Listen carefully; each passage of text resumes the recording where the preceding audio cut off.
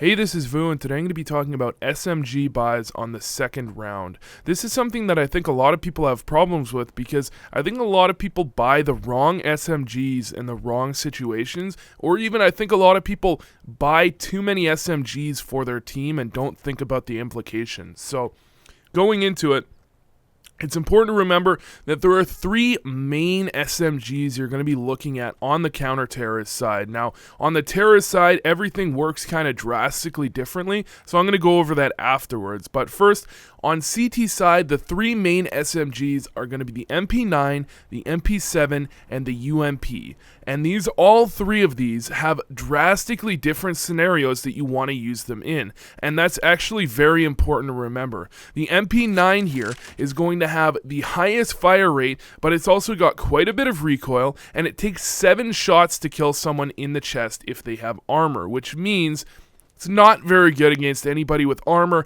unless you can be very close up and you can get these insta spray downs on people. So that makes the MP9 extremely good at close range scenarios like here in B, where you can come to tunnels, especially if you can toss a smoke into tunnels, and you can simply spray people down as they're rushing B. You can spray down a full 30 bullet clip, and against people without armor, you can get a ton of kills with this gun.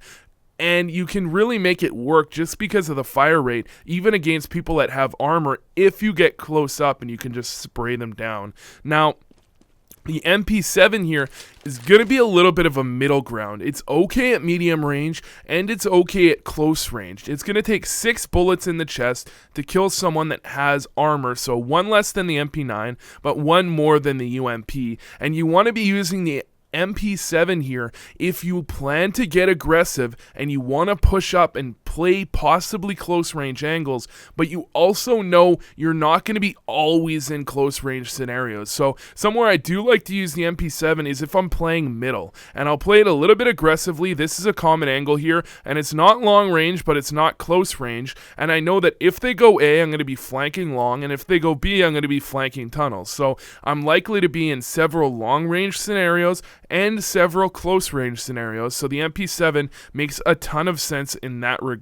Now, the UMP here, you can almost think of it as a FAMAS, because against armor, it's not going to one-shot headshot them, but it will do about 75 damage, and you only need 2 more extra shots to finish them off. So you really want to be using this in scenarios where you would be using a FAMAS. And the reason you don't use the FAMAS and you want to use the UMP instead is, first of all, you get a $600 kill reward, which is obviously pretty great, but importantly here, the UMP is quite a bit cheaper. You can see here it's only $1,200, whereas the FAMAS is all the way up at $2,250. So you save $1,000 that you can spend on nades. And if you think about it, when you're in game, you make about $3,300 off of a round win. You're only going to be able to buy a FAMAS and armor in most scenarios, and those nades can be critical in terms of being able to hold off a 5-man rush. The UMP really doesn't vary or differ that much from the FAMAS. If you play it back,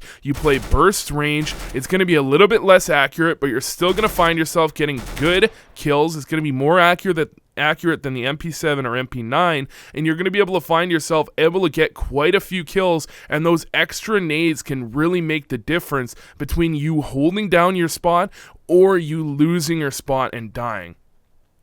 So onto the T side, what you want to be thinking here on the T side is there are going to be the 2 main SMGs you want to be using.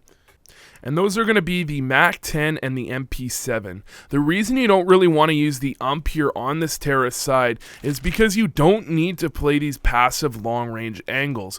All you want to focus on here on T side is being able to come around a corner, spraying at people, and get 1 or 2 frags. That's all you need to do, because either they're only going to have 1 or 2 people there, or at the very least you can get more kills than you take as a death. And the fact is, if you have an MP7 or a MAC-10, if you die with it, it's not going to be that big a deal, especially if they don't have armor. So you don't really need to worry too much about dying with them. However, if you drop an UMP when you go aggressive, it can be a little bit harder for your team to deal with because this is a little bit more of a long-range gun. It's almost pretty akin to dropping a Galil, where they won't have amazing firepower, but they can certainly turn a round around and actually make something happen just by having an up or by having a Galil. Now, the main problem I see here on terrorist sides in terms of buys is people buy too many SMGs. Now,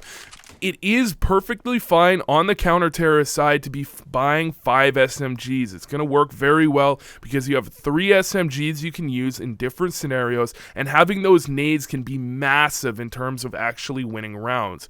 However, on the terrorist side, you are going to be going aggressive, and you don't need your nades quite as much, and you want to focus on the fact that counter-terrorists have a bit of an advantage in terms of they can surprise you, they can hold angles, they can get you off guard, they can do a lot of different things. So what I would highly recommend here on the terrorist side is to buy up a Scout or a Tech 9, as well as 2 SMGs and 2 rifles. Now, in terms of what SMGs, I'd say MAC 10s would be better, because if you drop them, and the scenario you're going to be using them in is going to have you dropping them quite a bit, it really doesn't matter at all. However, an MP7 can do a little bit of damage if someone with armor does pick it up. So I'd recommend 2 MAC 10s, a Tech 9 or Scout, and 2 Galils. Now, what you want to be doing here, using them to their advantage. What you're doing on maps with very long-range engagements like Dust 2,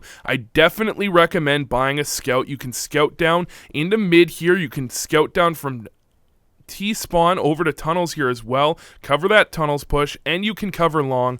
And if the bomb is planted at A, you can jump into pit and play from there. However, in a map like Inferno, where you can't really use a Scout, you want to buy a Tech 9, and the Tech 9 is just going to be there if someone with a Galil or someone with a MAC 10 dies, he can go ahead and pick that up.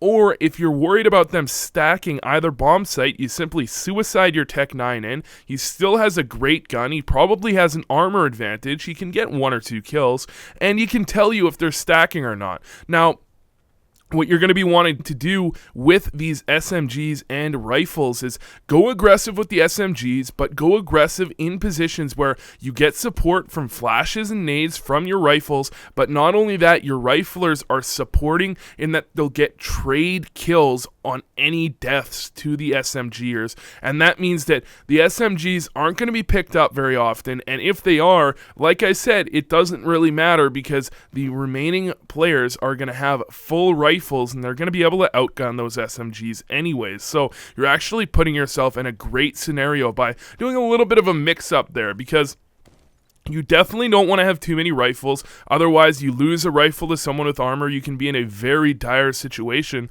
And you don't really want to have too many SMGs, because then someone with armor picks up that SMG and he's in the same situation. He's in a one-on-one, and he's going to have just as well firepower as you do. So you have to be very aware of that. Now, one thing I do want to mention that I've seen quite a few pro teams do that's actually really awesome, and you might want to consider it, is on terrorist side, they'll get a bomb plant first round, and second round, instead of forcing up, they'll just buy P250s and Tech 9s, just a little bit, enough that they'll be able to buy up on round number 3. And what they'll do is, if the counter-terrorist squad has bought up on round number 2 FAMASs and M4s, they'll save on round number 3, just buy up, Tech 9s, some body armor, and some flashes, do some economic damage. And if the counter-terrorist squad didn't buy on round number 2, they just bought SMGs and UMPs and MP9s and the like, what you're going to want to do is actually you will buy up on round number 3. That way, if they have bought up, you're doing economic damage instead of taking that risk when they have FAMASs and M4.